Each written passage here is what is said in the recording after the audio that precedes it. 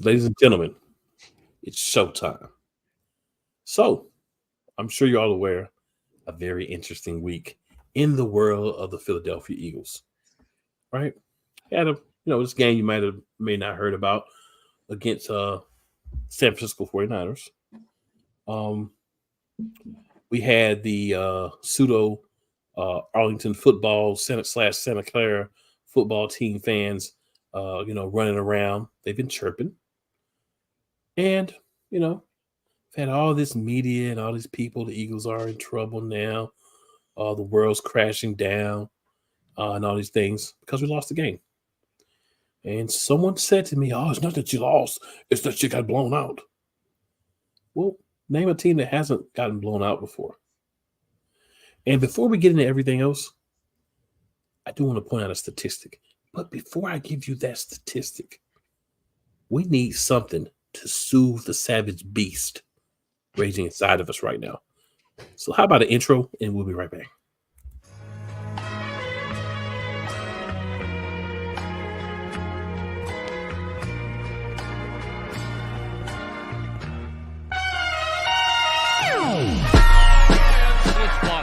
The kick is away, and the kick it's good! And the Eagles win! It's hard to come to South Philadelphia and leave here with the win. You just don't come to Philadelphia and leave here with the win. Eagles fans everywhere, this is for you. Let the celebration begin.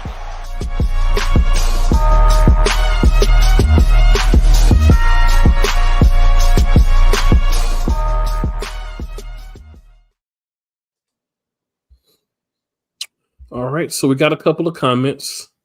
So, of course, Philly slid in first this week. Philly, what up? Philly, what's going on? And Philly has a comment that I definitely 1,000% want to agree with. Ready for us to destroy Dallas Sunday night. I definitely hope that that's the outcome that we have. We hope so. Yeah, but there's a lot of things that we're going to need to discuss. Some weeks you're like, oh, let's bring on the gas. Let's have, someone else to talk, blah, blah, blah. Not this week. This is not the week for any of that. This is the week for the three of us to have an opportunity to communicate with our fellow listeners, our fellow podcasting community, Eagles fans or not, how we're currently feeling. I feel like there's some days, some weeks you just kind of go through it. You're like, yeah, blah, blah, blah. Some weeks you got to really kind of let people understand, give them a glimpse into how you're feeling in your mind and how everything's going. So I believe, I don't know if you guys agree with me or not, but I believe this is a week where we need to really talk about not just the game, but lots of things surrounding it from last week, as well as, we have another game this week that we can talk about as well. Because we're in the middle of a gauntlet, right? This is the only game we've lost in that gauntlet so far. So that's a positive.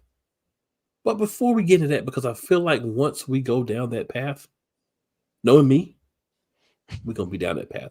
So before we do that, let's start where we normally do to give some semblance of how we normally do things around here. Wyatt, talk to us about any updates that you have. And Diva, if there's anything that Wyatt may have overlooked that you saw in your thorough looking, feel free to slide in at the end, get that information as well. Wyatt, what we got, bro? Yeah, I mean, as everybody may know, as of right now, Shaq Leonard has signed a 1-year deal with the Philadelphia Eagles. It was down between Philly and Dallas. He ended up, after this debacle of a game, ended up choosing the Philadelphia Eagles over Dallas.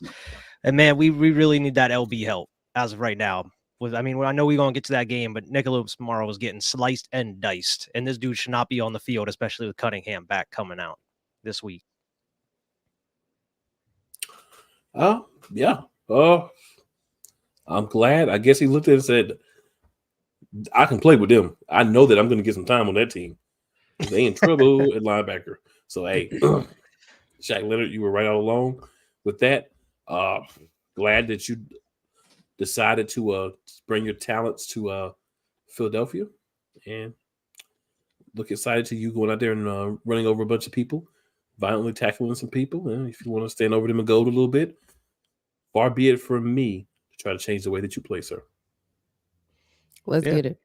We need that because our linebackers is boo-boo. And you'll probably start this week too. Straight up. Because our linebackers, Straight up. as Diva said, are boo-boo. Mm-hmm. Yeah. I mean, a lot of people have a lot of questions about after his back injury that he's had coming off this past year and everything. But, sometimes you just need to change your scenery. That'll do you good. And him going from the team he's been on for a long time now, hopefully coming to Philly, that'll kind of rejuvenate him a little bit, coming off that injury, getting some more playing time. Hopefully he's able to contribute to this defense because we badly need it as of right now. Cover that fill up that donut hole in the middle of the field. Well, maybe he can show these boys how to freaking tackle. Hey, Please, somebody. Get the old tackling dummies out of practice this week. But yeah, I mean, in other news, Lane Johnson, OG here on the Eagles, is nominated for the Walter Payton Man of the Year. He's the Eagles nominee here. So hopefully our boy brings that award home. We hope so. I feel like they don't ever get the Eagles those awards, bro. Yeah, I mean, it's been a while. I can't even think of the last one. I feel like they just don't ever give us the award. They just because nobody likes us. That's how it is. It certainly seems that way. And we don't care. We don't. It was announced that we did have. Oh, go ahead, man. No. Go ahead. I think you're about to say what I was going to say. So you go ahead. Oh, I was going to say that one of our games got flexed here in 2 weeks against the Seahawks. It is now a Monday Night Football game. It's the first Monday Night Football flex game that's ever happened. So, yeah, I mean, it's going to be Eagles and Seahawks. So we get 2 primetime games in a row. We getting against Dallas here and then against them Seahawks on Monday Night Football. Yes, we are, man. I mean, you had the Chiefs and the Patriots. There's no way you could keep subjecting America to the Patriots and expect people to keep watching. Nah, can't do it. Won't do it. But I do have 2 last things here, and that's just more so transaction stuff. We ended up putting Justin Evans back on IR for the rest of the season. We brought him off for the 21-day window. Apparently he did suffer a setback. So unfortunately, going back on IR, he's going to be out for the rest of the season. So no more Justin Evans. And we also waived Christian Ellis after this game to make room supposedly for Shaq Leonard. I'm not sure if there is going to be another roster spot or not, but we also brought Greg Ward back to the practice squad, and we released Cam Sims, the wide receiver who we scooped last week, who was from the Washington Commanders, I'm pretty sure. None of those moves made sense. It didn't even make sense. You just let Greg Ward go 2 days ago. You signed Sims, and then you just flip-flopped it back. I don't understand. You know what? Whatever. It's weird. It is strange. It's very strange. It's very strange. So we got a couple of comments, y'all. So Benny says, "What's good, my elite family? What up, Benny?" So Benny asked question for you guys. Have any of you been to Philly before, sir? Absolutely. I'm the only one that hasn't, but yeah, they have. Yes. Absolutely. Yes. Many times. I was actually there last year for the Steelers game. I did learn, do not eat the Philly cheesesteaks inside the stadium because they're not chopped up Philly meat. They are sliced Philly meat, and that was not what I wanted. Coach Dante says, "What's good? What's good, Coach Dante?" Coach. And then Vicola says, "Good evening, Eagles Elite fan. What's going on, Vicola? What's happening?" So yeah, transactions. So let me take this down because I don't have. Hold on. Let's do the injury. Yeah, let's do the injury. So Julio Jones had a groin. He did not play. Darius Slay had a knee injury. He did not practice. Fletcher Cox had groin, light practice. Zach Cunningham, light practice. Jack Stoll, light practice with a knee. Calcaterra's ankle, full practice. And of course, Dallas Goedert was full practice. It's going to be nice to have Goddard back this week. Yes. We really need him if they use him. Benny, I have been telling Diva that. I'm trying to make it. I'm going to get there. I've been telling Diva that for years, Benny. I'm going to get there. All right, so I'm gonna go ahead and take down the updates. We got the recap. We got those things. It's cool. We can get to those. But before any of that, question for you guys. So, mainstream media, um, especially those who are lovers of the Arlington football team, have been saying that the Philadelphia Eagles are over now. They're in trouble and they were exposed. And, now everyone knows what to do to beat the Eagles and blah, blah, blah. So, Dave, I'm going to start with you. Then we'll go over to you, Wyatt. I'll answer last. Do you believe that the Philadelphia Eagles are now in trouble and that the season is over and now that we have been found out that we are frauds? No, season's not over. We're still 10-2. We still have the best record in NFL. We still have that playoff berth that comes through Philly. Being exposed, I don't really know what you mean exposed because I mean it's already been out there, the troubles we've been having. We just been finding ways to win. And we needed this L for our coaching staff to understand that you need to fix the problems. It's not, oh, we've been finding ways to win, so we're just gonna keep doing what we're doing to see if it works. It no longer works. We need for y'all to fix the issues that we have. As you see, we don't run the ball. As you see, sometimes on the defense, we just can't. Sometimes we can adjust, sometimes we can't. I mean, but let's just be honest. Last few games, we've been playing from behind. Like first quarter, we score absolutely nothing. Second quarter, we actually, come in, make adjustments. Brian Johnson's actually probably calling the plays second half and not Nick. So we're finally getting on a start, but we've been exposed and we've just been finding ways to win. So I don't understand why y'all feel like it's over when we still have the best record in the NFL. We won 5 straight before we lost this one. So I'm just not understanding what y'all just mad that we finally lost. We actually our record almost looks similar to what it did last year around this time. So no, we're not exposed. We just got to do better. That's just what it is. Point blank. Period. So no, it's not over. They're just mad because they can't beat us. That's all. Yeah, I mean, I really couldn't have said it much better myself. I mean, there's not much left to say after that. You said it perfectly. Yeah, I mean, all these issues we already knew about. We've been talking about these issues damn near since week 1 at this point. And I mean, it's like we were saying before we even started the show is like, what has the coaching staff been doing this whole time? Like every time they go to a press conference, either after the game or during the week, they're like, "Yeah, we need to fix this. We got to do better at this, such and such." And it's like nothing changes through each week. We're seeing the same mistakes every single week. And then all of a sudden, in like the end of the third quarter, fourth quarter, like Dee was saying, that's when we decide to actually start playing ball again. And so it's like, what works in these last parts of these games. Why aren't you trying to do that from the start? Or are you just that knuckleheaded? You want to go and do your own, try to force your own play style into an offense that it's not working for. I just, like Diva said, after this loss where you got your butt kicked by one of the best teams in the NFL as of right now, and you just let them trash talk you pretty much all season so far. In the off season, they're trash talking, and especially this week, Debo doubled down on his, calling James Bradbury trash, even though they didn't even target him in this game.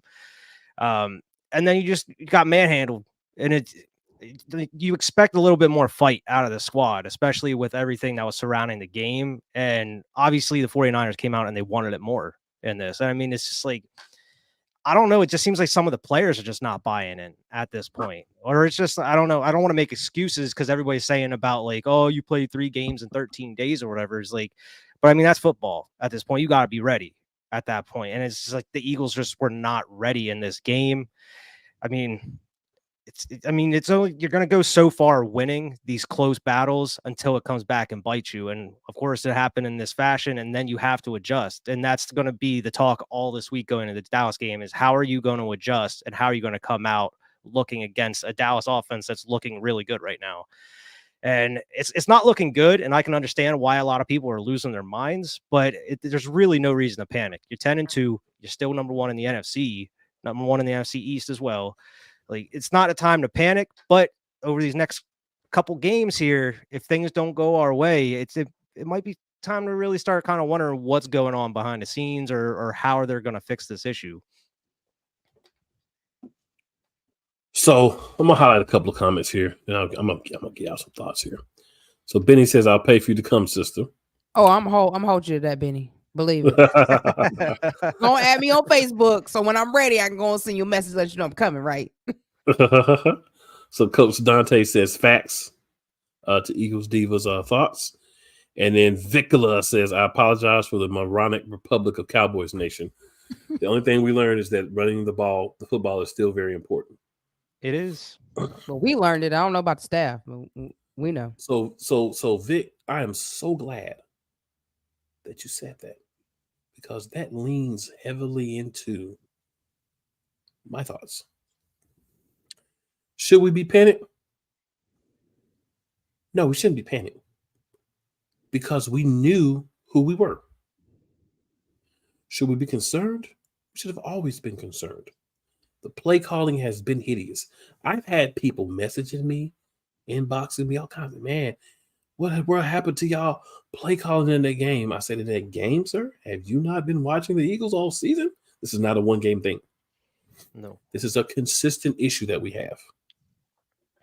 Okay? I saw press conferences. If I had the ability to reach my hand through a phone and slap somebody, Nick Sirianni would have got backhanded during his interview 3 times. The first time he would have got backhanded is when he was asked about the fans outside with the run the ball signs. About, oh yeah, we got them coffee. Yo, we love Philly fans because they're so. You never answered the question. The question was, do you feel like you need to run the ball more? You did everything but answer that question. Number 2, you got the reports that came out that Nicky Tight Pants, which I've been telling you guys, has had a bigger hand in the offense than originally expected. And the reason I knew that is because of the play style. When you had a head coach calling plays, you got to go back, way back machine. The year that Tampa embarrassed us in the playoffs. What did we do the first half of that season? Throw. I said we gonna throw. What are we doing now? We gonna throw. We gonna throw. At the run, we gonna throw. I said that we gonna throw. If we're not gonna run the ball, how do you expect to be a successful NFL organization? We had a fan come up here last week and say, we need to be 60-40. We need to run the ball. I want to see all the Jalen Hurts runs turn into passes. Well, guess what? You saw that last week. You still want that? Huh? That what you still want? Huh? Let him tell it. That's how you win Super Bowls. Apparently. So a lot of things happened in that game. And we can take some time when we actually do the game review to get into that. But I also want to say big ups to Sean Desai. A lot of people feel however they want about Sean Desai. If you really watch the defense is improving. The talent's not always there because we got guys hurt coming in, whatever. All that good stuff. But what we don't have is the consistency. We don't have the same guys in the same positions from week to week to week. So Desai, I feel like, is doing the best that he can do. Do I want more from him? Absolutely. I always want more. I want 4-5 turnovers a game because I'm an unrealistic, homeristic fan when it comes to what I expect from my team. But when I set that aside and say, this is where we're at, new coordinator, lots of new pieces from last year, this is what we got. So I'm good with that as well. Now, this offense, they got to figure out something. You can't keep putting the defense in these bad situations. And the defense going down and getting 3 and outs from the 49ers, and then you going down and getting field goals. Mm-hmm. Field goals. Not a touchdown. Field goals. That's why we were in the position we were in. It's got to be better. And Coach Dante hit another point I was going to hit, but I'm going to just read what Coach Dante said instead. Another issue I saw is that the Eagles have Yaz tackling every time Deebo Samuel got the ball, or any other receiver, or Christian McCaffrey. Brock Purdy could have ran. You know what I'm saying? They could have brought some dudes off defense. Fred Warner could have ran, whoever. The Eagles had a problem of tackling. And that's not something that I've always seen from the Philadelphia Eagles. But Coach Dante is correct. It did happen in that game. Benny says the truth came out this week that the analytics is calling the plays. Nick is very involved in the offense. Johnson is just the fall guy. And that's the concern for me, because Nick Sirianni's play calling is dumpster fire, doo-doo, garbage trash. And if he's the one calling plays, we're going to be in trouble. So Bruce says OC choked awful play calling, formation limits. Jalen no run game. OC Brian must be replaced from calling plays. We was outcoached on both sides. So Bruce, we were outcoached on both sides. But I'm telling y'all, this is the work of silly Sirianni on the offensive side. This is not Brian Johnson doing his own offense. This is Brian Johnson's silly Sirianni touched offense, and it does not look good. Yeah. And that's what we were talking about during the game and everything is why is Sirianni dipping his hands into it so far? Like, why doesn't he trust Brian Johnson, or why is Brian Johnson OC if he isn't trusted? Like, why didn't you go out and hire someone or bring someone in that can fully cover all the responsibilities of being an offensive coordinator? Like Steichen was. I mean, I understand Steichen was here a couple of years, but like, it seemed like he had more control over this offense and everything as far as last year goes compared to this year. And you see what Steichen's over there doing. He's running on offense in Indy with Gardner Minshew. And it's insane. It's infuriating to go over it and see this. Somehow they're having success over there with barely any weapons in Gardner Minshew. And then we have a ton of weapons over here that we're barely utilizing or utilizing efficiently. And we're just calling the same plays over and over and over again with no consistency. And that explains why Jalen is holding on to the ball so long, because those plays that Nick is calling for him are garbage, or hot garbage, hot boo-boo garbage. And that is going to cause him to get injured, as we almost gasped again, seeing him run to the tent because he got hit in the head. Because you put him back in the game late in the game when he's not even just him, but the starters in general. Why are you putting your starters at risk whenever you know they gassed? They play, like, I know we talked about it, but the 3 games of 13 days, everybody's gassed. I mean, the tackling, I mean, you can say it's attributed to that, but it's been getting worse by the week through the past couple guess weeks. Guess what? But even 3 games in 13 days, we still don't see Rashard Penny active. Exactly. If I could have smacked Nick, I would have smacked Nick right then and there. You talking about some, we fight to the end. What? Bruh. You're trying to get somebody hurt. Yeah, that was the third time. I didn't get to my third time. That was the third time. All right, so Diva, we'll start with you again. Your weakest link for the game. The whole offense. I can't blame the defense because they always on the field. I mean, so I expect them to get tired because they're always on the field. The whole offense, man. Like, it was just garbage. And that was because of the coaching of Nick Sirianni. Can't even blame BG no more. BJ. Yeah. Well, who you got? Nicholas Morrow. They were specifically targeting this bull all game long. How many yards he ended up giving up? I think it was like 140, 150 yards or something like that. Insane. I mean, they were picking on him all game. I mean, Shanahan knew exactly what to do. They knew exactly how to adjust to go against our defense there after those first couple drives. I'm going to go Nick Sirianni. Because you are the head coach. You are the guy who has a hand, especially in offense. And the offense was treacherous at best. If I was grading that offense, I would give them an F-. Matter of fact, I'd give them a G. Because that's terrible. And you're the guy. You're the guy. The reports are coming out. We starting to see what I thought from what I saw. All right, so there's a couple. Elite performance of the game. Diva, who do you have for your elite performance? I'm going to go with A.J. Brown. Okay. Wyatt, who do you have for your elite performance? I'm going to say Hassan Reddick, because that dude actually came to play that game. And it didn't seem like a lot of other people were. That dude came with the fire in his gut. This dude was out for blood from the very start. Just unfortunate he wasn't able to get home too many times, but no matter how deep they were in the game, he was still trying to get at Brock Purdy the best he could. I mean, he did have a sack this game, but I mean, he was the only one that came out with some fight in him, it seemed. Well, I have 2 players of the game. My first one is James Bradbury. No receptions allowed throughout the whole game. Not even really targeted. My second one is Chief of Security Big Dom. Let's go. Oh yeah, Dom ain't play that. Big Dom made the headlines this week. So I love it. My one of my buddies is a Arlington football team fan. He said he gonna get Big Dom to sign his jersey for him if he catch him this week at the game. He's going to the game in Dallas. All right, y'all. So we kind of talked about this already, but here's our chance to get into some of the, we'll say, meat and potatoes of this specific matchup. So we'll do this a little different. Why? I'll start with you. As far as our offense, so I'm going to focus on offense first.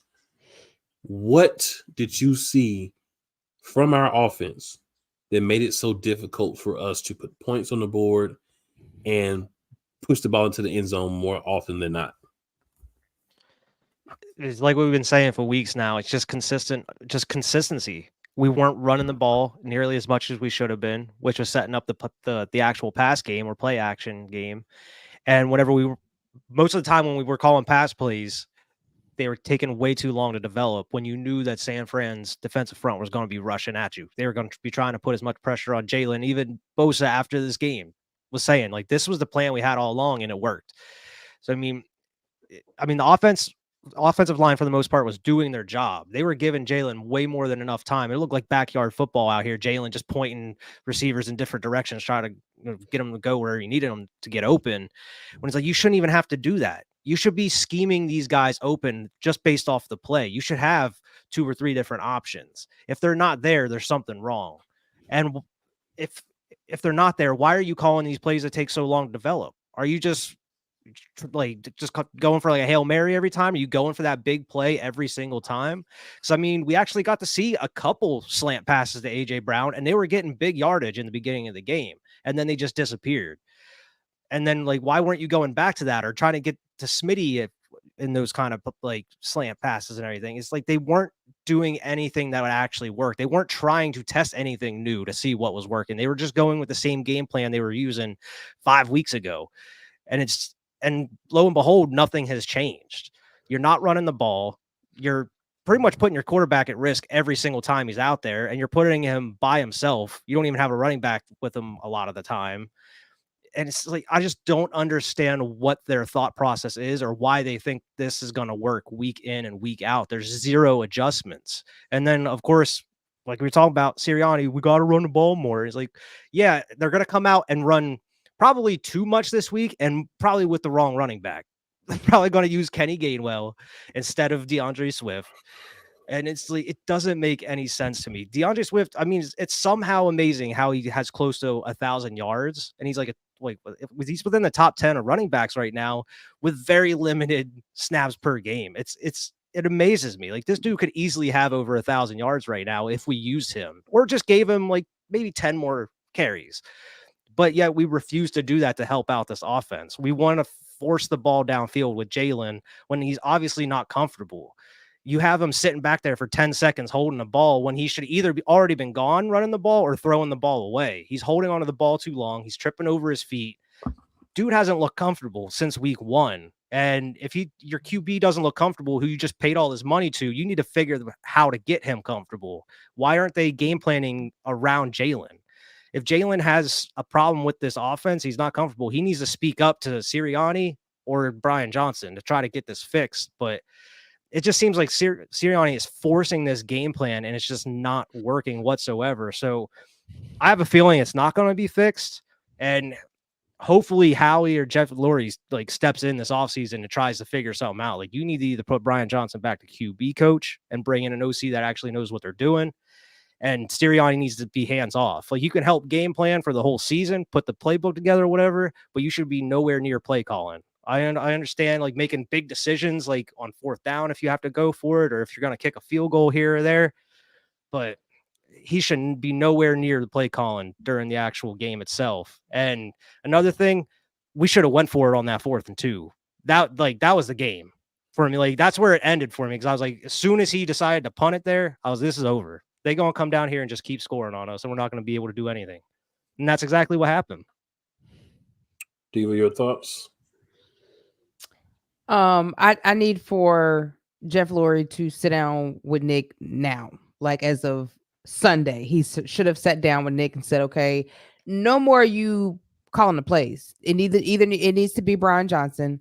I think they need to bring in a coordinator to help them. I mean, a consultant to help them figure out how to make Jalen comfortable, figure out what plays work for Jalen, because obviously they don't want to go back to the film last year and look to see what Steichen was doing to help Jalen out.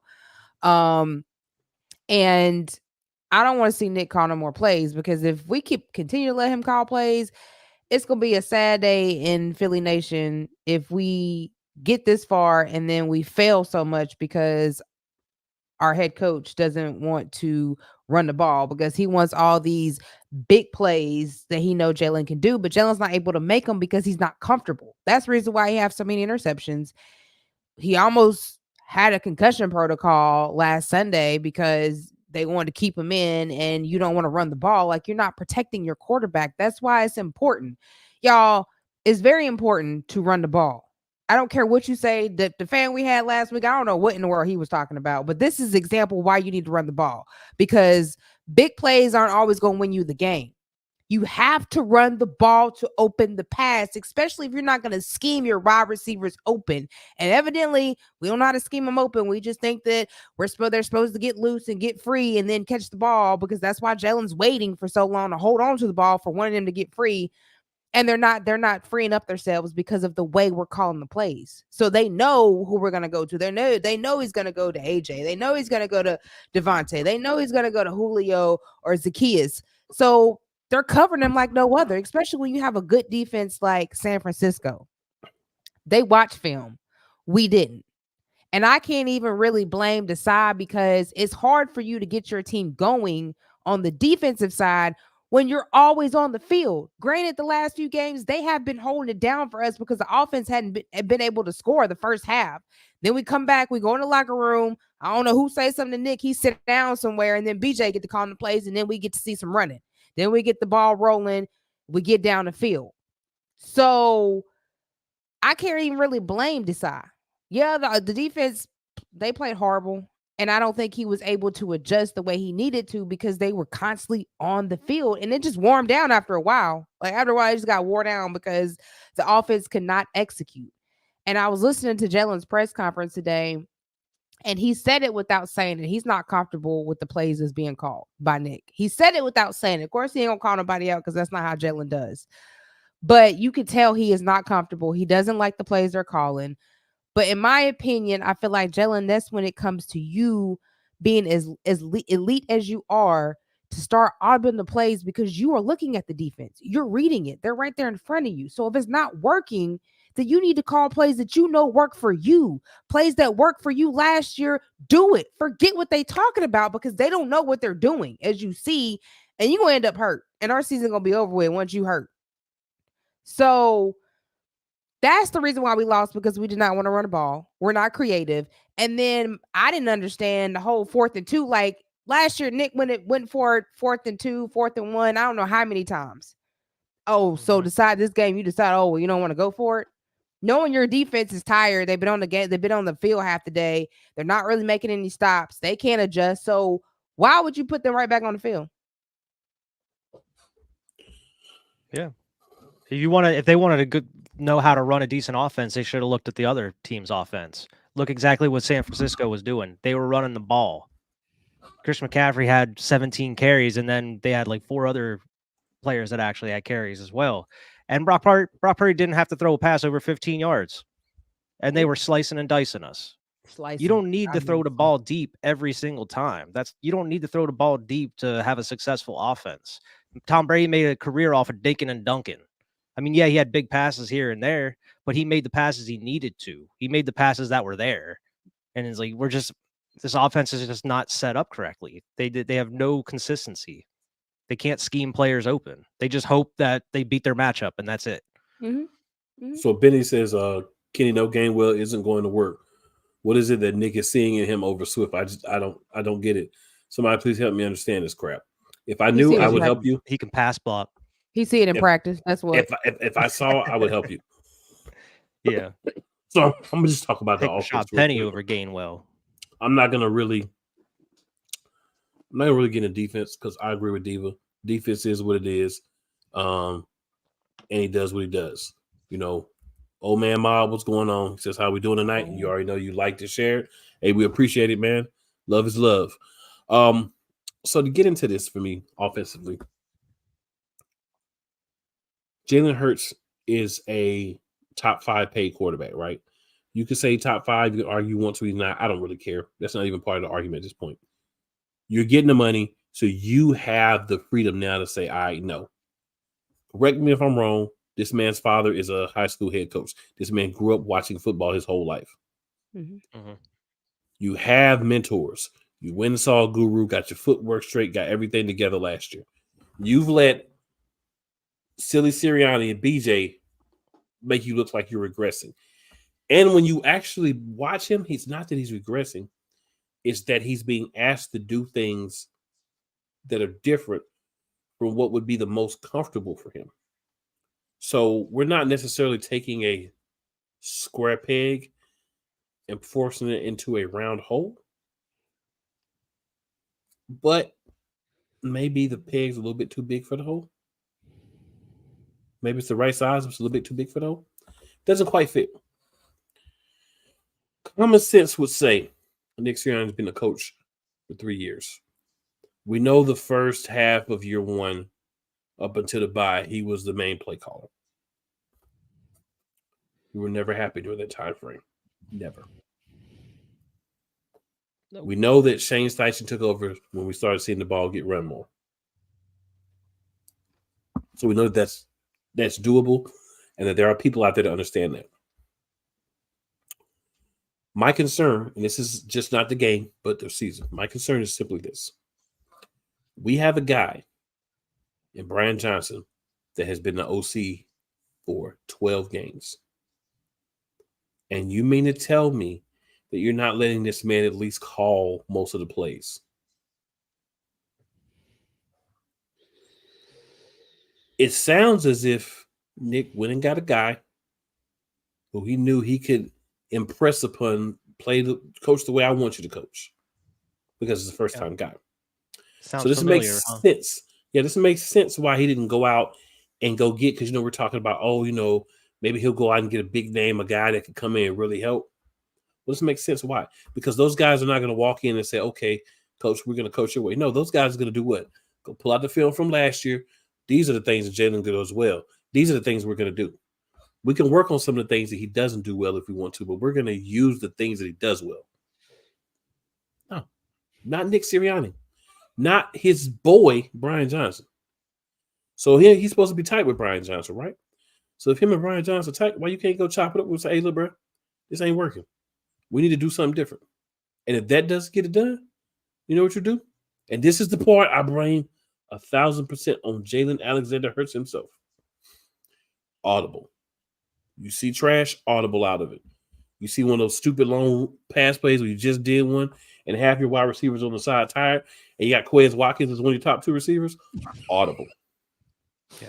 That ball should have never been thrown to Quez Watkins in the first place. I don't know why you even throwing that ball. Shouldn't even be on the field. No. Church. Yeah. Got 10, 12 more plays than OZ somehow. Benny says, do the dink and dunk, get the defense on their heels. Football is played like chess. Outthink your opponent. Right. Yeah. They don't know how to do that. So they're not thinking, Benny. I mean, you are correct. I would say run the ball some, use some play action, take what's given to you. Allow Jalen to go back to reading the defense and reacting to that and what he's doing, giving guys routes. There's this thing we used to do last year where we would have a receiver come under a receiver, clear it out for him. There's been a couple of times that we did. I don't know if it's been on purpose or not, but there's been a couple of times it's happened. We need some more of that. A.J. Brown is still the same player he was those first few games when he was playing really well and getting a lot of catches. FYI, whoever the play caller is or whatever the combination of play callers is, and Jalen Hurts, you need to feed A.J. Brown. Like Smitty getting involved. I also think we have running backs that can catch out of the backfield, but we don't throw them the ball. Right. So why not open up the offense? Why not say these are the things that my quarterback does well? Jalen, what do you want to do? What do you feel the most comfortable with? Let's call some plays from those formations. Let's call some of those plays. We got Swift over here running the ball. Turn around, hand the ball to Swift. My our guest last week talked a lot about how the RPO is being stopped. It is being stopped because it's one dimensional. It's always Jalen pulling the ball out. Yeah. You want to get people to stop stopping the RPO, Jalen? Stuck it in the running back's gut and let him go. Mm-hmm. You do that barely run the RPO times. Now anyway. If Jalen's running it, they put him in and just shotgun, and then he just takes the ball and runs, and you can see it coming every single time. Right, because that's not really an RPO. Yeah, it's not. Yeah, an RPO is you have an option to run, an option to pass, and then an option to hand it off to the running back. So the running back's not back there, that's not an RPO. Exactly. Right. And we're barely running any RPOs in these games. Or running them successfully if we do. That's another problem. That was not 100% of the offense, but that was a good 25% staple of the offense last year. Mm-hmm. And we switched out the backs. We had fresh backs in running different plays. We don't I thought that's what we were going to do this year. That's why we had all them backs. But and we would run hurry up. Back in Penny. Sometimes back in Penny. We don't use him. There's no point in bringing him in. No. He's just collecting a check. Should have kept Trey Sermon if that's the case. Yep. Yeah. So Benny says, "Cool, you're on point with that. I totally agree with everything you're saying." Well, hey man, I'm just putting it out there like I see it. I feel like most fans are going to see it the same way. All right, so we could talk about this game all night. I really could go another hour and not say all the things I want to say, but we do have to at least touch on this Dallas game in a few minutes. Not yet, but in a few minutes. Before we do that, let's do a quick reset here because I'm feeling a little warm. So I'm going to do a quick reset so we can come back and keep this conversation going the correct way. This is Brett, and you're watching Shady Sports Network. Tune in, hit that like button. You might wonder, what do these guys do? Player signing announcements. I never in a million years thought you would actually come on to break this news. So without further ado, go ahead and tell everybody what happened today. Yeah, man. I just had a workout with the Cincinnati Bengals. Signing me right out. Without further ado, I'd like to announce that, I'll be taking my talents to Salina Liberty. This just in, the Major League of Football is reportedly collapsing, unable to pay hotel room bills, with players being kicked out of their rooms and hotel managers asking them to leave voluntarily without issue.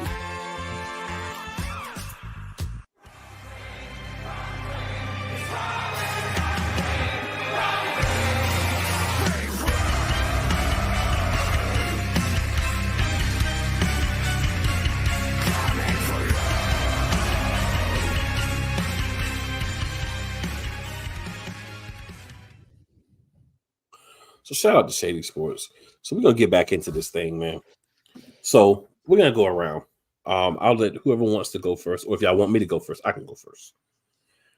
Last thing with the 49ers. Any thoughts on fans, the players, the game, or what you feel are the implications of that long term on the Eagles and on the 49ers? I don't think there's any implication. I mean, we won it last year. We gave it to them this year. It's a regular season game. Probably got to see him again. We just got to do better. I mean, it is what it is. I feel like as far as Morrow goes, he's usually a good player. I just don't think that Desai had him matched up where he needed to be. Now, I could be making excuses, but I mean, I've seen the boy play, pretty well the last few times he's been in. And I just felt like the matchups wasn't where they should have been for us to be able to stop them on the offensive side of the ball. Hassan Reddick did play. He did really well. Blankenship hit really well, but it seemed like the rest of the team just did not want to hit. They didn't want to tackle. They were like grabbing. You can't grab. You actually I miss the days when Philadelphia used to stick it in the middle of they was taking your legs out. Like that's how dirty we played. I want to see that defense. And I'm tired of seeing these vanilla soft tackles and hits and people moving out the way and they just let him scur on past him. Like I seen one play where one of the dudes went up right on past Slay, and Slay like he kind of veered off a little bit. I'm like, bruh, come on, man, what is you doing? Like, take them mugs out. Like, I missed the Brian Dawkins, Seth Joyner days. Like, them mugs was coming for your neck, and you were going to feel it, and that's what I want to see. Yeah, other than that, that's all I got. Yeah, that's all I was trying to say. Is like, where is the aggression? Like, these dudes have been talking trash on you all season, and especially this week leading up to the game. Even before the game, while your DBs are working out, they just come in and just like interrupt. Like, I don't know if you saw that video where the 49ers players just came over and just got all around Bradbury talking trash and stuff. He's like, where was the fight in you? You guys should have been pissed off. Like, you were at home. You should have wanted to go out and put your foot on their neck. And then you just come out looking lackluster and lackadaisical. It's like, where is the fight? And then you have AJ Brown in the locker room today saying, yeah, we had a team meeting or whatever. We're not going to divulge what was said or whatnot, but you guys will see Sunday. You guys will see Sunday. What's up? And I was like, prove it. That's all I gotta say is, like, until we see it, I'll believe it when I see it. Because after that game, it didn't look like you had any fight in you. And this is a huge game coming up against Dallas that you gotta win if you want to try to keep that number one in the NFC East and the number one in the NFC, period. But hopefully after this loss, this ass whooping that we took, hopefully it actually gives them time to actually sit down and evaluate what's been going on. Exactly what they should have done after the Jets loss, what they should have done during the bye week. They should have been doing this after every single game, but hopefully getting our butts whipped at home will actually make them sit there and reevaluate what's going on with this offense and defense. So little LJ says hello. What's going on, little LJ? What up, little LJ? He also says tough loss. Mm-hmm. And then Vic says, I agree with Diva. If you want to play flag football, wait until the Pro Bowl. Facts. Yeah. So I'm gonna go a couple of different places here, y'all. Spare with me for a few moments. We'll have to cut the preview short. So I got a few things I need to say. So I'm gonna start with the media. Philadelphia Eagles lose a game. All of a sudden, we're not good. We were winning games. All of a sudden, we're not good. We're beating people barely. We're not good. We get blown out. We're not good. We win a solid game. We're not good. So we're not going to be good. So we don't care what you say. No, as a matter of fact, that's not true. We do care. We like the hate. We like the doubt. We like the disrespect. Hopefully, we like it. In the past, we liked it. So hopefully, we still like it.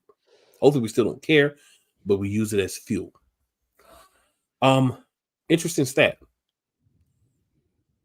We were 10-2, 10-1, went in 10-2 back in our Super Bowl year and lost to another NFC West team, the Seattle Seahawks, and went on to win the Super Bowl. So should the Eagles be like, oh no, we lost the game, blah, blah, blah. No, what they should do, what we've been saying they should do, what I'm saying they should do, learn from it. This is the concern. If there's any concern about the rest of the regular season and the playoffs, it's learning from the mistakes. Making the mistakes is fine. But by week 13, there should be some learning. There should be some adaptation. There should be some things that's different from what you saw week 1. That's where Eagles fans are concerned. That's where we're concerned. This has always been, and again, some people may not agree, but I don't care. This has always been a running organization. So why are we not running the freaking ball? Why do we have a coach that's not running the ball? We got a GM. We got an owner. If you need to catch Nick Sirianni in the hallway and pull him in the office and say, look, man, I don't know who's calling the plays over there, but we need 25 to 30 runs a game. If you're not going to give us 25 to 30 runs a game, we're going to Doug Peterson you. So that's the first thing I think needs to happen. If it's not happening at the level, above the level, make it happen. As far as this offensive cluster cluck, figure it out. Nick, you want to call the plays, call the plays. If you don't want to call the plays, shut up, sit down, and let your OC call the plays. You either say you're going to call the plays the way you want to call them. If they don't work, I'm going to strip you. Or I'm going to call the plays, and I just want you to give me your input. But this it's my plays, but he's calling them. Nah, we're not playing those games. We don't do that. I don't know where you get this little cutesy stuff, and this is how people act to wear tight pants, by the way. I don't know where you get that from. We don't do that. You know what I'm saying? Commanders. Nothing but love for y'all. You wonder why I bring up the Commanders in this. The Commanders are on the outside, but the Commanders have taken tight losses, big losses, tight wins, whatever, and they've rolled on with it. This team that we're playing on Sunday, they get a win against an inferior team or a barely 500 team. All of a sudden, they go into the Super Bowl. The Eagles lose a game. Connor QB MVP. I got dudes talking about the Eagles are female personal area body parts and stuff. Like, bro, let me explain something to you. There's a lot of chirping that goes on. The game is played on the field. If you're not out there locking up those pads, you don't really know what's happening. The Philadelphia Eagles don't come out this week offensively and defensively and dominate the Dallas Cowboys. I'm disappointed in this organization as a whole. Losing is one thing. I don't care about big loss, little loss. A lot of people want to put an emphasis on how many points you lose by. Oh, you only lost by 7. You only lost by not 10. Or you lost by 30. Oh, no.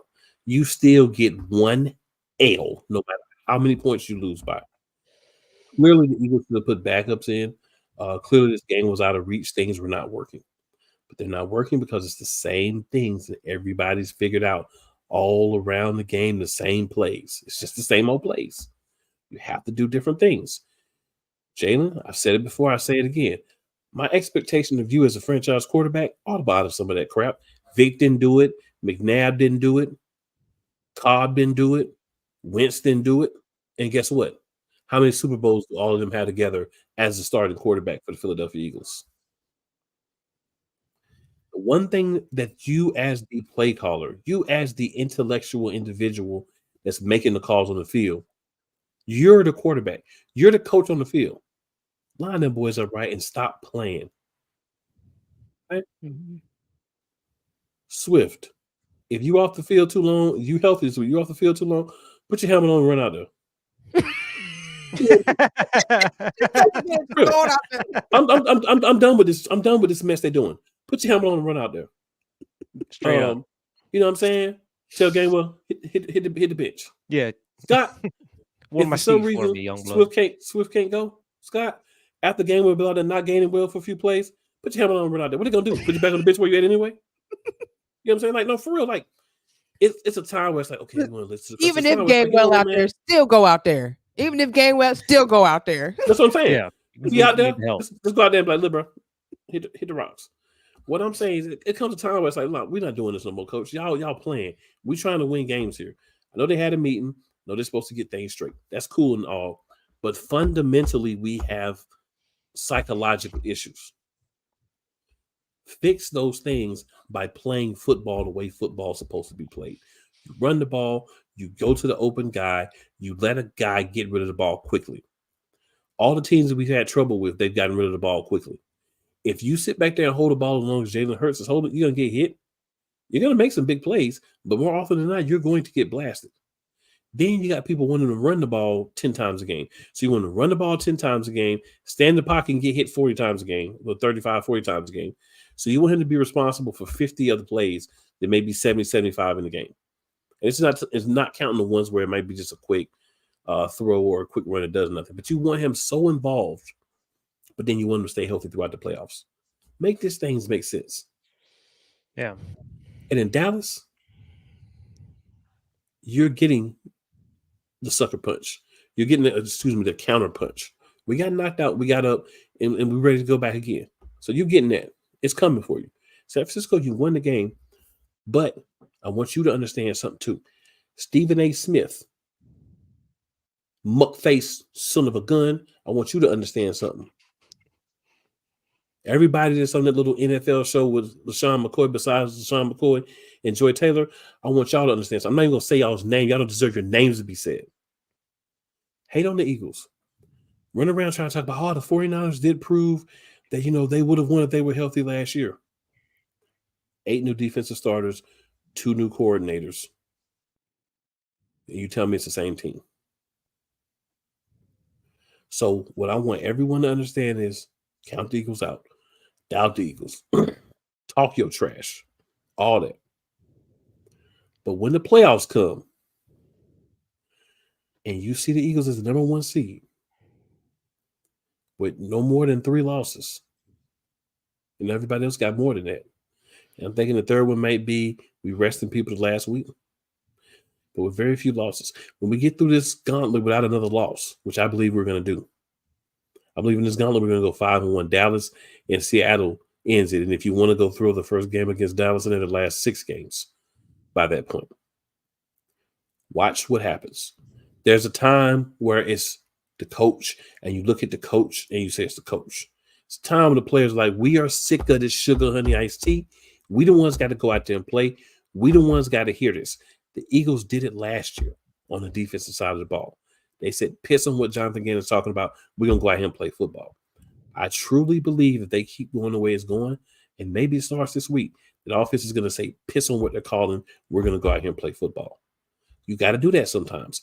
It's easier to go out and do what you think is going to work, because if it's not successful, worst thing you got to go is back to the stuff that hadn't been working. Best case, it works. You're not going to get benched Jalen Hurts. A.J. Brown's not going to get benched. DeAndre Swift is not going to spend any more time than normally give him on the bench. So go out there and play. Piss on the stupid play calling. Overcome it. If you don't like it, overcome it. When you get in meetings, when you stand on the side with them, voice your dissatisfaction. You ain't got to do it in a public forum, but voice your dissatisfaction. Let them know you're not going to get me hurt. We're going to play better. I'm handing this ball off more. If you don't call it, it's going to happen. It's time, y'all. It's time. This ain't no team of rookie yes men. This is a seasoned veteran team. A lot of y'all were in the Super Bowl last year. You know what it's like to get there and lose. We're not even going to get there if y'all don't get better. The goal is to get back there, but y'all got to do it on the field every week. Nick Sirianni ain't got to do it. Sean Desai ain't got to do it. Brian Johnson ain't got to do it. Y'all got to do it on the field. Make it happen. That's what I expect from my team moving forward. Big facts. And I don't know who's in charge over there on these broadcasting networks. Y'all needed to revoke David Carr's press pass. Get him off TV. This dude's a damn clown. What his dead cap space have himself. That's why he talking. Stupid. Well, here's the problem, man. I don't even get mad at David Carr, because you give a guy that had that many concussions a microphone, that's your fault. That man got beat up for years in Houston with no line. So if y'all get that man a mic and let him talk, that's on the people giving him out of his mind. He literally is out of his mind. I agree. Jalen done more in the NFL in 3 years than him and his brother. Right. Hey, well, his brother ain't talking. I ain't gonna get on his brother, but I will say what I remember every time I think of David Carr is I remember him. Look, I remember him getting up off the field. I remember him being helped to the sideline in a daze. Yeah.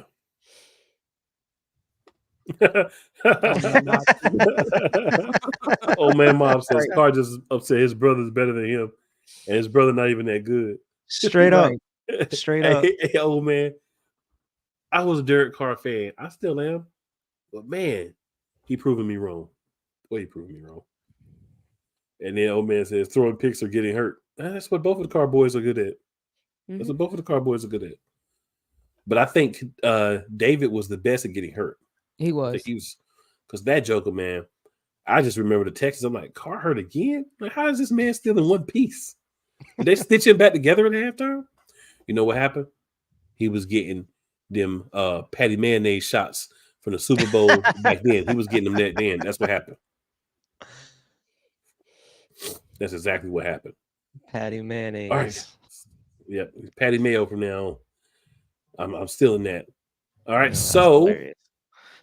We are going to move on. Already an hour, and I think we did good. We're going to move on. Game of the week versus Cowboys. Y'all, if you would indulge me, I'd like to speak first on this one. Go for it, man.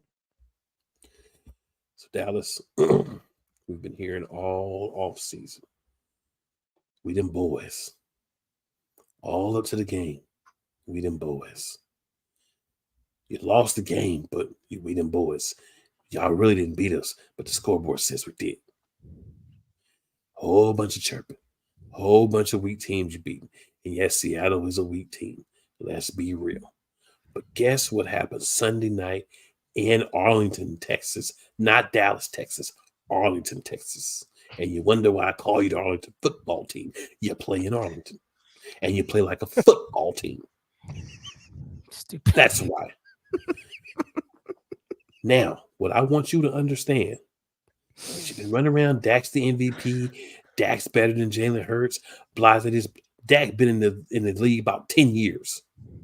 If he's not a better quarterback than a third-year quarterback, then he is trash juice doodle himself. So, yeah, he should be better. Yeah, he should have better stats. Jalen Hurts ain't even in his prime yet. Dak Prescott should be well within his prime years. So if you can't be better than the guy that's still ascending in your prime, you ain't a good quarterback. And I'm not hating on Dak. This is not Dak. Dak says what he's supposed to as a quarterback. Dak says the same thing every quarterback says. We're trying to go out there and win games. We're trying to take care of stuff. This is for the fans. This is for the Skip Baylesses of the world. This is for the Michael Cocaine Head Irvins of the world. Mike, I got love for you. You did go to Miami, but you played for the Cowboys. So it's more than strays coming at you. Got to get some strays, and you got to get some aim right for you. And all of these pundits, all of these Cowboys fans, I ain't seen y'all in weeks. All of a sudden, you beat Seattle, and y'all the king gods of all sports. I barely beat him at that. Explain to me how barely beating a now 6-6 team, a 500 team, one game above 500 when you played them. Explain to me how that negates the fact that San Francisco took both of us behind the woodshed, but they stayed back there longer with you. Joe did. But you want to talk about what happened in our game. Did you or did you not get beat worse by the same team? Did you? Got mollywopped. Y'all scored 10. Hog-tied, mollywopped. All kinds of things happened to you. Never was in the game from the beginning. And this ain't for my man Vic, because Vic ain't one of these dudes. But these guys know what I'm talking about. But on to the game. You will have good stats. Because we know what the weakness of the Philadelphia is. It's the coverage in the middle. So you're going to get some good stats because you're going to get some plays over there. You're going to take your quote-unquote best receiver and you're going to put him in the slot. Does A.J. Brown play in the slot? No. Does Devontae Smith play in the slot? No. You take A.J. Brown, put him in the slot, what you think is going to happen? He got more yards than Tyreek Hill right now. He don't play in the slot. We line him up as the number one receiver. We line Devontae Smith up as the number two receiver. That's a couple of times you might see him there from play to play. But CeeDee Lamb is always in the slot, especially against us. So if you're not eating in the slot and you're supposed to be number one receiver, you're doodle juice too. So this would be expectations. When did it become okay to praise people for doing what you're supposed to do? If you're a number one receiver and you're playing number three corners, linebackers, or safeties, you should be getting off. But we're praising it like that's what Tyreek Hill is doing. Like that's what A.J. Brown is doing when he's getting the ball. Like that's what Jamar Chase is doing. That's not what these guys are doing. And I'm not here to try to down CeeDee Lamb because the man catch the ball. He's a good football player. But you're putting him in a position where he automatically gets an advantage, and then you want to slob on him like he's going out there and fighting number one corners. He's not doing that. Acknowledge that. And that is one of the reasons why San Francisco was able to beat us was because they could run the ball with Christian McCaffrey. Do you think for a second that you're going to be able to run the ball with Tony Pollard like that? That's all I have to say for now. Because if I go any further, next level. What do you guys go ahead? All I got to say is we got to play better. We know we're going to be playing against the refs because let's be honest, that's how they won that game last week. I know y'all saw all them flags on the field that favored Dallas, and we playing in Dallas, so we got to be mentally prepared. We got to go in there and we got to run the ball, man. Like we really seriously have to run the ball down their throats to open up the pass. Jalen, you can't be holding that ball too long, my brother. If so, you still have to look like Nick Foles sometime, man. Like, just throw the ball Straight up. away. You know what I'm saying? Like, this was getting you hurt because you trying to wait for receivers. They not open. Just throw the ball away. You losing yardage. Like, please go in there and play smart. And if your coaches are not going to call plays that benefit you in the offense, you call them anyway. You call what you see. Because that's going to be the way that we win the game. Desai, I need for you to get your boys together. I need for y'all to get the matchups together. Because the matchups last week were garbage. You hear me? Garbage.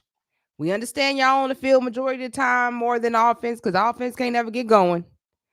But I need for you to make sure that you are matching up your players with players on Dallas so that we can make sure we're not seeing the same thing we saw last game when they was killing us in the middle or throw it to CB Lamb. Like Dak was just out there moving and shaking. Now we need pressure on Dak. Like we started to get pressure at the end. We need pressure from start to finish because we know once he started feeling that pressure, especially from Hassan Reddick, and I need to see more people pressure than just Hassan because that's all I see. I don't ever see nobody really trying to get after the quarterback like that besides Hassan. Fletcher Cox tried to, you know what I'm saying? Brandon Graham do, but I need to see more. We got way more defensive players on there to be getting after Dak than the ones I just named. As long as we go in there and play good defense, as long as our offense gets started in the first quarter and not the second half, we got a chance. If not, man, we might take another L because we in Dallas and we already know a lot of plays will go their way and not our way. So we have to mentally be prepared as well. So please play better this week. Yeah, I mean, they should have a fire lit up on them going into this game against Dallas, especially after what happened against San Fran. Like Cole said, we know what this defense is capable of. We know what could possibly happen to them, especially with the way that Dak's been playing recently and how CD's in the slot. But it's like you just have to utilize those adjustments you made in the second half when we played them last time. When you actually were using Slay or Bradbury covering CD, like following him, instead of using Ricks or one of your safeties. Don't get fancy with it. You just need to have one dude use one of your top corners and actually shadow their top receiver. That's what you need to do. And we know we can run on them. We have to just utilize the run game, open up the pass, and we'll be able to get it done. We just need some sort of consistency on this offense for once, please. And we need it from the first quarter. We can't wait until the third or the fourth because how this defense is playing, we need the offense to step up or else it's going to be another repeat for the second week in a row what just happened in San Fran, and we cannot have that happen in Arlington. We just cannot, absolutely cannot. And activate Penny, please activate this dude. Let the bowling ball of feet do his thing. You can run all over this Dallas defense if you want to. You just choose not to. And come up with some different play calls. I know you got Dallas Goedert. Utilize them. I mean, even when he was here before, you weren't utilizing him like you could. I mean, you were throwing him screens or whatnot, but you weren't getting them open in the middle of the field like you should have. And I mean, I don't know. It's just, you just got to be smart about it. Whether it's Brian Johnson or Nicky Tight Pants, whoever's calling the plays, you just got to be smart about it. Utilize the run game. I mean, or else you're going to have three other dudes in front of NovaCare on Monday with signs, run the damn ball. And they still not going to listen to him. But this is, I mean, we were going into the San Fran game saying it was a huge, important game. With that loss, this is probably one of the biggest games of the year for us, especially with the NFC East and the NFC, that number one seed on the line. We got to come out of this place with a dub. We haven't had a dominant win all year. After getting our ass whooped, we need a dominant win. Let's go out here and just put our foot on the Cowboys' neck. Let's go out here and beat them by 14 points, 20 points. Why not? We haven't done it this year. Let's get our shit together and do it. So old man says people acting like Hurts has been in the NFL 10 years plus. Hurts not even in his prime and already doing more than Dak. Last time I checked, Dak hasn't been to a Super Bowl. Facts. This is factual information. This is facts. These are not curated comments by us. These are facts. I also want to say, Nicky Tight Pants, BJ, this is the game. You want to shut me up? You want to shut the rest of us up? Run the ball. Let Jalen have more freedom in the offense. Allow him to get confident back there. and pull out some trick plays. What are we waiting for? We don't have 2-3 game lead anymore, sir. Let's play. I feel like to the detriment of the team, Nick has always had this thing where, we're going to wait until the playoffs to put this out there, or we're going to wait until late in the season to use this. We're not going to do this early because we don't want to give people film on it. Well, let me tell you, you give them film the same 20 plays. So they're ready for those. Well, Give hell, some bro, different looks. we at the end of the season. When he gonna show us something? I'm just saying, I feel Straight like up. to the detriment, that's something he would do is wait until the playoffs and then try to pull out plays. I'm going to tell you something. We're going to make the playoffs. We know that's going to happen. But we want this number 1 seed. Because here's the truth of it. We beat Dallas head-to-head, and we have an AFC loss. So Dallas would have to have more wins than us to win the NFC East. But we lost to San Francisco head-to-head. And I haven't looked at the tiebreakers yet, but I believe head-to-head is the first tiebreaker. If conference record is the first tiebreaker, which I'll have to double check, but if conference record is the first tiebreaker, we'd still be good. Because don't forget, our only other loss is an AFC loss. The Jets are not in the NFC. So that benefits us when dealing with Dallas. Because all their losses were in the NFC. And the 49ers actually do have an AFC loss too. They lost to the Bengals. So they also have an AFC loss. So, yeah, we got to stay ahead of them. What I want to see is I want to see everybody get after it. I want to see the Jalen Carter from the first couple of weeks of the season. I want to see Big Cat Jordan Davis show up. I want to see a Nolan Smith signing. He's supposed to be out there playing. Can we see some Nolan Smith? You know? I want to see Shaq Leonard get out there and show us what he got. You know, I want everybody to play.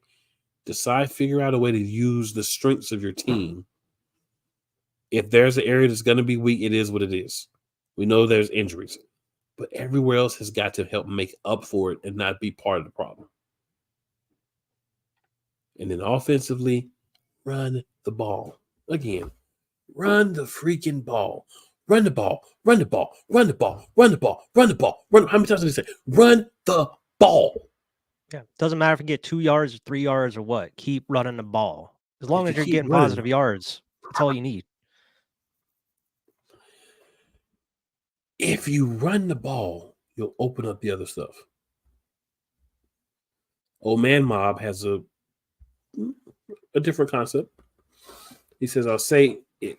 If you put Hurts on Cowboys, they're going to the Super Bowl. But Dak on the Eagles, they may not make it. They're not making it to the Super Bowl. That's true. Interesting. I mean, that's his opinion. I don't necessarily have a problem with it, but yeah. But yeah, I mean, if they want to shut everybody up, go out here and smack the Cowboys in the mouth. Because if the Eagles organization, these coaches thought it was loud this week, it's going to get even louder if they go out here and lose again, big time to Dallas.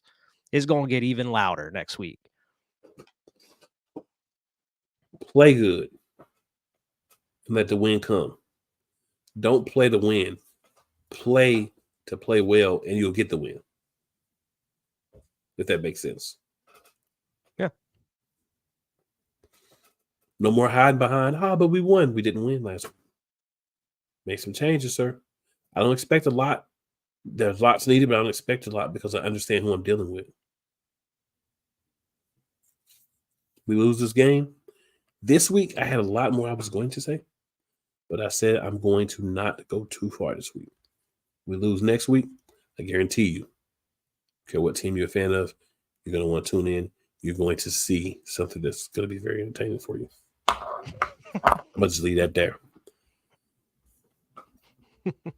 You know, and there's a couple of things that I want to say before we leave. A couple of things I want to say. One, I have to make sure this is for Cowboys Nation. Here we go right now. We got a kicker with a pick. The Indianapolis Colts have traded the 49th pick to the Philadelphia Eagles. To announce the Philadelphia Eagles selection, please welcome from the University of Louisville, kicker David Akers. What's up, Dallas? Dallas trolling the Cowboys. Last year. I like standing up here before you as an undrafted free agent, representing that shield for 15 years. Tonight, I'm representing the Philadelphia Eagles, NFC East champs, divisional champs, NFC champs, and world champs. The world champs. Hey, Dallas, the last time you were in the Super Bowl, these draft picks weren't born. Tonight, we are welcome into the Eagles Look at Doug family Peterson.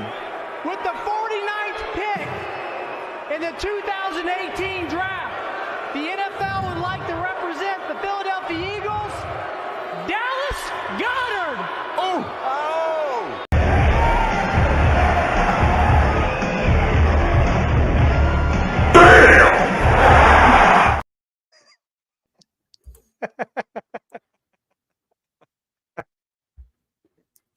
And also, I would like to ask a question, very rhetorical in nature. Are the Philadelphia Eagles angry? Are they hungry? Are they going to go out here and finally plaster a team?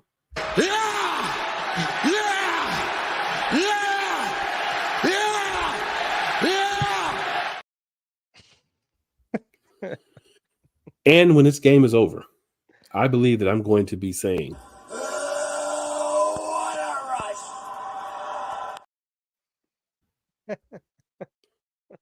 and as always, we need to remind the Arlington football team.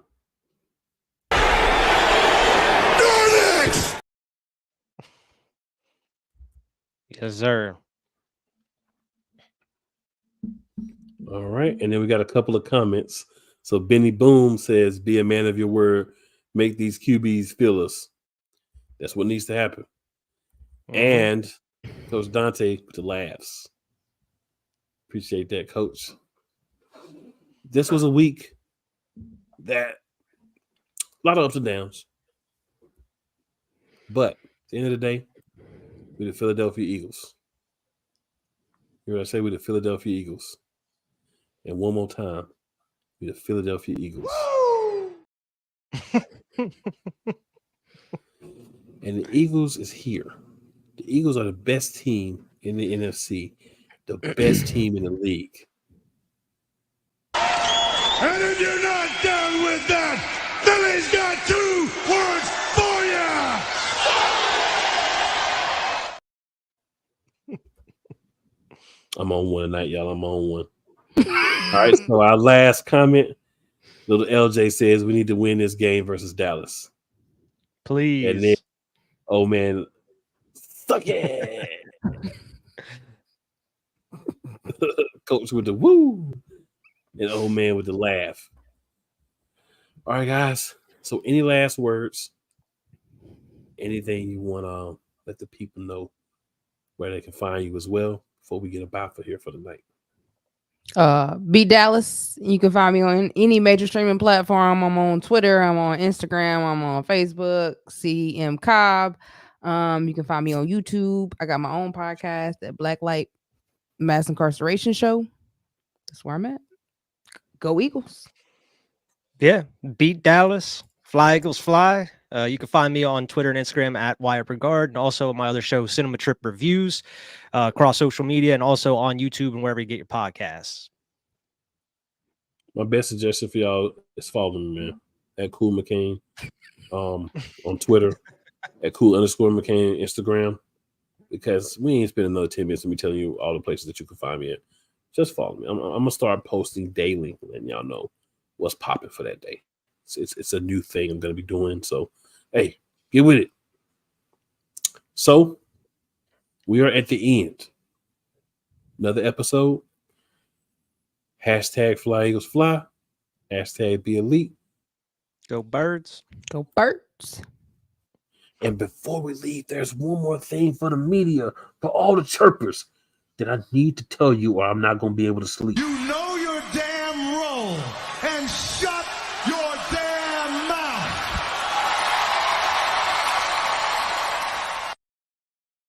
That's David Carr there at the end of that video. And now we can end.